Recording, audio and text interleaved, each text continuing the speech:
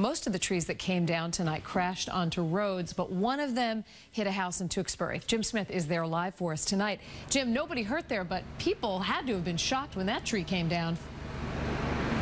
Lisa, I think everybody was shocked up here and in many other communities as well. Let me get out of the way and show you the scene now here in Tewksbury. This is a tree that came down during the storm, during the height of the storm, blocking the whole road. Work crews still at it. It's already been a very long night, and it's not over yet. The electricity went out because the tree hit the wires. We begin at Sherilyn Mitchell's house, which now has a huge oak tree right on top of her roof. It's all a result of some wild weather that moved in while she was home playing with her two young boys. It was thundering and lightning pretty hard. It was windy. I had actually just said, I kind of like a good thunderstorm, and all of a sudden it just, a huge bang, and the whole house shook. Tree crews were busy all night long. Just up the street, another tree came down and pulverized a fence next to Rick Blaisdell's house. It was a violent storm, I knew that. I looked out my side window and I saw my maple tree, which is huge, going in all different directions.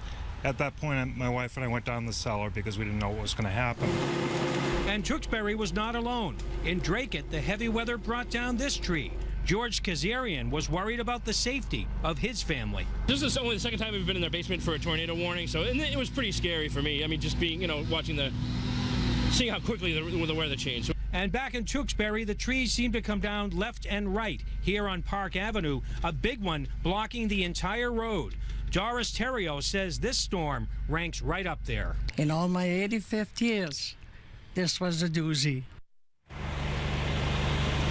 Back here live in Tewksbury, the good news is, at least in the spots that we were at tonight, nobody got hurt despite all of this damage, although the big issue remaining this evening, and it probably will be that way for at least a few hours, power outages, scattered blackouts in the neighborhoods like this one where we have trees directly on power lines. Live in Tewksbury, Jim Smith, WBZ News. Lisa, back to you. All right, Jim, thank you.